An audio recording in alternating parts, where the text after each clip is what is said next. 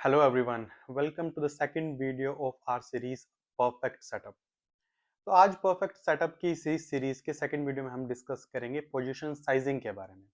Position sizing में दोनों ही चीजें इंक्लूड होती है। पहली चीज कि अगर आप ट्रेड कर रहे हैं फ्यूचर और डेरिवेटिव के किसी भी ऑप्शंस में, तब आपकी पोजीशन साइजिंग क्या रह सकती है।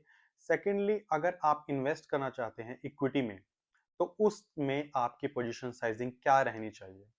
तो आइडियली अगर हम इक्विटी की बात करें तो अलग अलग ट्रेडर्स का अलग अलग मानना रहा है। For example, there has been the legendary traders like Warren Buffett and Charlie Munger, जिनके पोर्टफोलियो में एक टाइम पे 10 12 इवन 20 स्टॉक्स भी हुआ करते थे।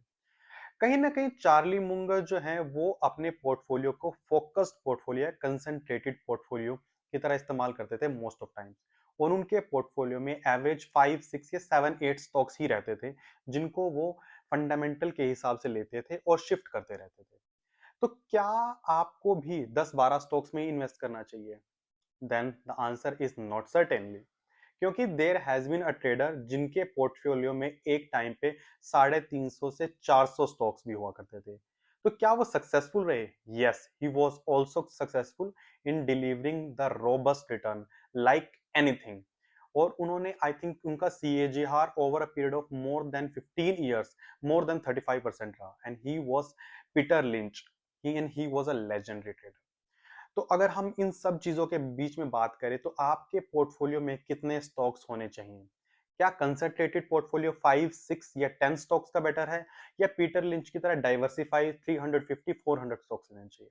Then I do not have a certain and a fixed answer for it. I would say कि अगर आपके हिसाब से आपको लगता है कि आपको डाइवर्सिफिकेशन भी फॉलो करना है और आपको एक ठीक ठाक उन स्टॉक्स में इन्वेस्ट करना है जिनको आप मॉनिटर कर सके अपने पैरामीटर्स पे, then my ideal choice is कि 18 टू 20 स्टॉक्स का पोर्टफोलियो रहना बेटर है।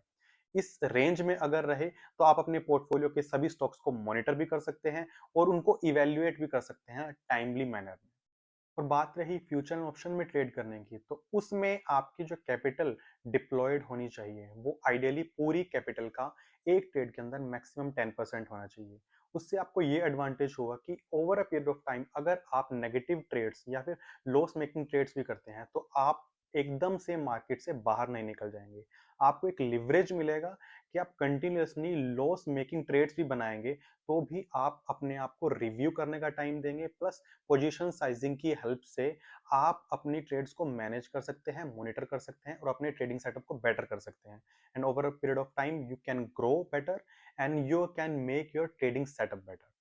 सो इस वीडियो में हमने कंक्लूडिंगली ये बात की पोजीशन साइजिंग क्या रहनी चाहिए और कैसे आप अपने पोर्टफोलियो को, आइडियल पोर्टफोलियो और अपने ट्रेडिंग सेटअप को एक आइडियल ट्रेडिंग सेटअप के लिहाजे से कैपिटल डिप्लॉय करके आप अपनी चीजों को मैनेज कर सकते हो।